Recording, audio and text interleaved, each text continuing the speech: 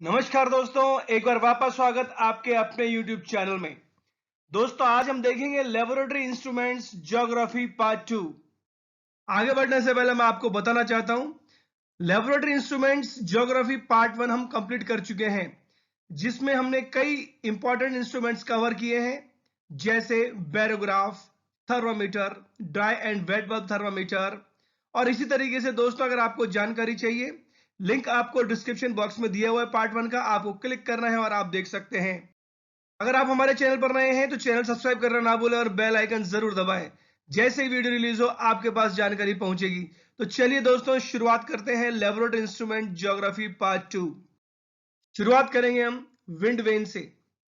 दोस्तों ये एक मूविंग इंस्ट्रूमेंट है जो हवा की मदद से घूमता है, और आपने कई बार ध्यान दिया होगा बिल्डिंग्स पर, चर्च पर, ये वाला instrument. It is also called as weather vane और वेदर कॉक। इसे वेदर वेन या वेदर कॉक भी बोलते हैं। An instrument use to measure the direction from which the wind is blowing. हवा कहां से आ रही है ये जांचने के काम आता है wind vane. The wind causes rotation of the rubber blade, narrow end of vane points into the wind and tells you the direction the wind is coming from। दोस्तों ये वाला जो हिस्सा है, नुकीला हिस्सा, ये जिस तरफ होगा उससे हमें डायरेक्शन का पता लगता है कि हवा किस ओर बह रही है। Modern and modified version containing cups can be use to measure speed of wind. और इसके अंदर जो मॉडर्न तरीका है, आजकल जो विंड वेन बन रहे हैं उसमें कप भी डाले जाते हैं, कप नुमा आकृति भी डाली जाती है, जिससे हम पता लगा सकते हैं कि जो हवा है उसकी स्पीड कितनी है। तो दोस्तों ये थी जानकारी विंड वेन के बारे में। और अब हम बात करेंगे रेन गॉज की। An instrument use to measure rainfall और precipitation in a given time per unit area. किसी भी समय किसी भी संभाग में कितनी बारिश हुई है अगर हमें पता लगाना है, वो इंस्ट्रूमेंट काम आता है रेन गॉज का। ये रहा दोस्तों रेन गॉज आपके सामने। एक बाहरी कंटेनर है, अंदर बॉटल है, इनर सिलेंडर है और फनल है। The instrument consists of a collection container which is placed in an open area, and precipitation or rainfall is measured in terms of height of the precipitated water accumulated in the container per given time and is expressed in milliliter। दोस्तों जहां पर भी बारिश हो रही है हम वहां पर इस कंटेनर को रख देंगे।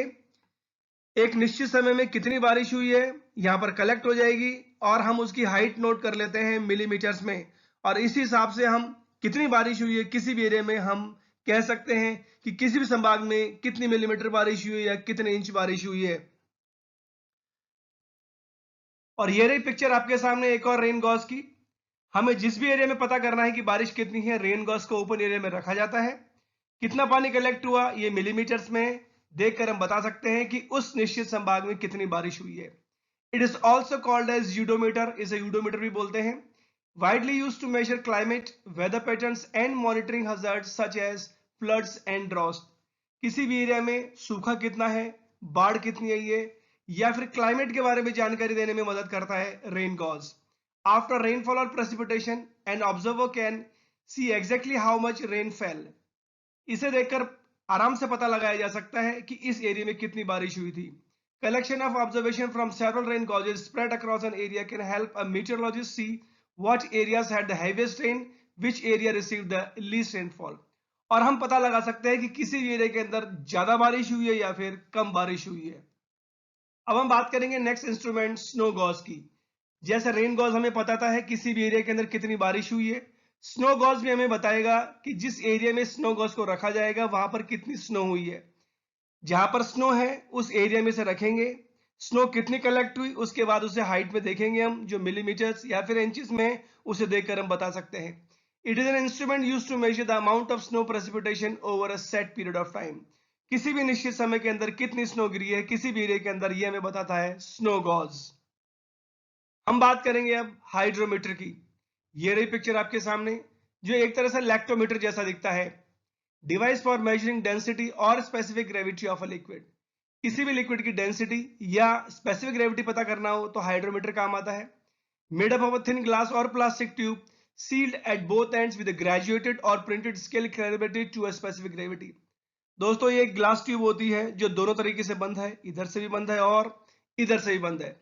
यहां पर इस पर मार्किंग होती है, ग्रेजुएशन होते हैं, जिससे पता लगेगा कि जिस लिक्विड के अंदर इसे डाला जा रहा है उसकी स्पेसिफिक ग्रेविटी कितनी है। One end of tube is bulb shape and weighted with the ballast of either fine lead shot or steel shot that causes instrument to float. एक एरिया है वो भारी होता है और एक एरिया हल्का होता है, जिसकी वजह से जब इसे लिक्विड में डालते हैं तो हमेशा फ्लोट करता है। कुछ इस तरीके से दोस्तों हमें इस लिक्विड की डेंसिटी पता करनी है।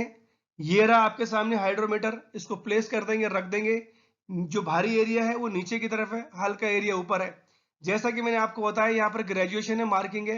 इन मार्किंग से डायरेक्ट हमें पता लगा सकते हैं कि जिसके अंदर हमने इससे प्लेस किया है इस लिक्विड की डेंसिटी कितनी है। Hydrometer is place in jar containing the sample liquid. Hydrometer को लिक्विड की जिसकी डेंसिटी पता करनी है हम उसके अंदर रख देंगे। Specific gravity of sample liquid is indicated when the level of the sample liquid in the jar aligns with the point on the hydrometer scale. इस तरीके से दोस्तों रीडिंग ली जाती है। Depending on which scale is used, the number of times heavier or lighter than water the sample liquid weighs can now be recorded. और आप आराम से देखकर बता सकते हैं कि इसकी डेंसिटी कितनी है। तो दोस्तों ये थी हाइड्रोमीटर की जानकारी। और अब हम बात करेंगे हाइग्रोमीटर की। ये रही पिक्चर दोस्तों आपके सामने हाइग्रोमीटर की। Specially designed apparatus that calculates relative humidity or amount of water vapor in air. ये वो इंस्ट्रूमेंट है जिससे हम पता कर सकते हैं कि आसपास की हवा के अंदर कितनी रिलेटिव ह्यूमिडिटी है या कितनी नमी है या कितना वाटर वेपर है। Normal humidity range is between 40% and 50%. It means that the air is holding around 40% to 50% water in it. आसपास हमारे दोस्तों जो ह्यूमिडिटी होती है उसकी रेंज होती है 40 से 50%। इसका मतलब यह है कि हवा के अंदर 40 से 50% तक नमी है, मतलब पानी है। Hygrometer helps to keep the moisture in our home in check. Same case applies when the levels of humidity are too low.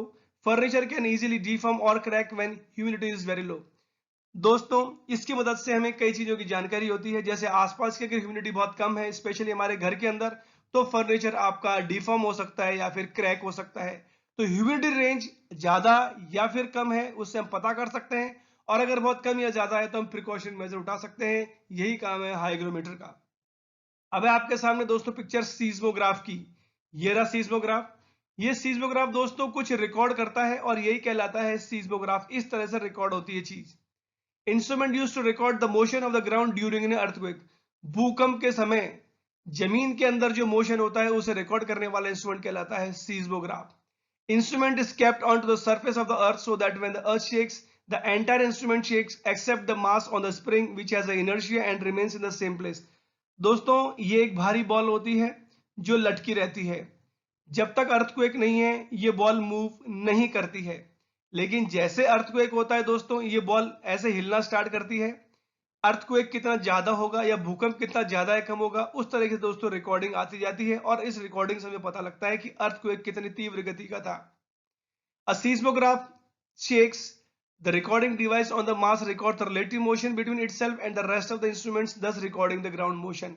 और इस तरीके से आप पता कर सकते हैं भूकंप के बारे में। अब हम बात करेंगे क्लाइनोमीटर की। Instrument use to measure angle of a slope. किसी भी ढलान कितनी एंगल पे है वो जांचने के लिए इंस्ट्रूमेंट काम आता है, उसे बोलते हैं clinometer. It can be use to measure angle of elevation और angle from ground in a right angle triangle. किसी बिल्डिंग का एंगल ऑफ एलिवेशन हमें नापना है तो काम आता है clinometer. By using principle of trigonometry the height of tall objects can be calculated from the angle measured. A clinometer can easily be made from a large protractor. दोस्तों इसमें trigonometry का सिद्धांत लगता है और किसी भी बिल्डिंग या फिर पेड़ की हम हाइट नाप सकते हैं। सबसे इसी तरह का क्लाइनोमीटर इस तरीके का होता है जिसे हाथ में पकड़ा जाता है, और जिस बिल्डिंग की आपको हाइट देखनी है, स्लोप देखनी है, अपनी आंख से आप इस तरीके से हाथ में रखकर देखते हैं। ये जो आपको नीचे प्रोटेक्टर के साथ ये जो मास्क लटका हुआ रहा है इससे आपको एंगल की जानकारी लगती है। जैसे ये रही ढलान और ये बन रहा है एंगल। तो दोस्तों ये था क्लाइनोमीटर। अगला इंस्ट्रूमेंट आपके सामने दोस्तों planimeter. Instrument use in surveying to calculate the area of any given plan. किसी भी प्लान का अगर मुझे एरिया पता करना हो तो वो काम आता है प्लानिमीटर। दोस्तों कई एरिया ऐसे होते हैं जो गोल नहीं होते, चौकोर नहीं होते, वो इस तरीके से होते हैं, कर्व्ड होते हैं। इस कर्व्ड एरिया का एरिया पता लगाने के लिए मैं यूज करता हूं planimeter. Generally it is very difficult to determine the area of a irregular plot, so by using planimeter we can easily calculate the area of any shape. कैसा भी कर्व्ड एरिया हो हम पता लगा सकते हैं प्लानिमीटर का। इस प्लानिमीटर के कई पार्ट होते हैं: tracing point, anchor arm, weight and needle point, clamp, hinge, tangent screw, index, wheel, dial and vernier. और अब आपके सामने पिक्चर है थियोडोलाइट की। ये रहा दोस्तों थियोडोलाइट, जिसे स्टैंड पर रखकर इस तरीके से यूज किया जाता है। Instrument used in survey to determine horizontal and vertical angles with a tiny little telescope that may move within the horizontal and vertical planes. दोस्तों ये एक छोटा टेलीस्कोप टाइप होता है जिसे यहाँ पर रखा जाता है और हॉरिजॉन्टल और वर्टिकल एंगल नापने का काम आता है. This electronic machine looks like a tiny telescope. ये इलेक्ट्रॉनिक मशीन एक छोटे टेलीस्कोप जैसी होती है. Theodolite are employed every place from construction sites to main road points. दोस्तों जब बिल्डिंग कोई बनती है या कंस्ट्रक्शन होता है वहां पर भी काम आता है और नई सड़क बनती है वहां पर भी काम आता है. और अक्सर आपने आते जाते समय देखा होगा जहां पर भी रोड बनती है लोग इस तरीके से पकड़कर इसको यूज करते हैं. मतलब थियोडोलाइट यूज करने वाला इसको स्टैंड पर रखकर इसको यूज करता है. आपने काफी देखा होगा. ये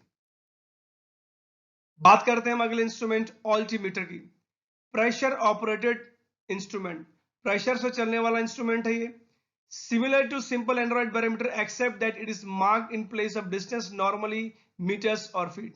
दोस्तों ये एनेरॉइड बैरोमीटर जैसा ही है लेकिन इसके अंदर हम डिस्टेंस नापते हैं मीटर्स या फीट के अंदर. Works by measuring air pressure based on the fact that air pressure of the atmosphere decreases by approximately 1 millibar for each 10 meters in height. दोस्तों ये एयर प्रेशर नापने का काम आता है. Principal operation is that a compressible sealed metal container contains a fixed amount of air. When the external pressure reduces, the canister expands. This movement is transmitted by mechanical linkage to an instrument dial from which readings can be obtained directly. दोस्तों ये जैसे जैसे ऊपर आता है air pressure change होगा. Air pressure change होगा तो दोस्तों ये नीडल बदलेगी और इस नीडल से आप डायरेक्ट पता लगा सकते हो यहां से कि जिस एरिया के अंदर ऑल्टीमीटर रखा हुआ है वहां पर एटमॉस्फेरिक प्रेशर कितना है.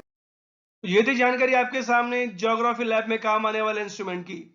पार्ट 3 में आपसे जल्द ही मुलाकात होगी. दोस्तों आपको जानकारी कैसे लगी दोस्तों? ऐसे ही वीडियो आपको मिलते रहेंगे. चैनल सब्सक्राइब जरूर करें. सुरक्षित रहें. धन्यवाद. जय हिंद. जय भारत.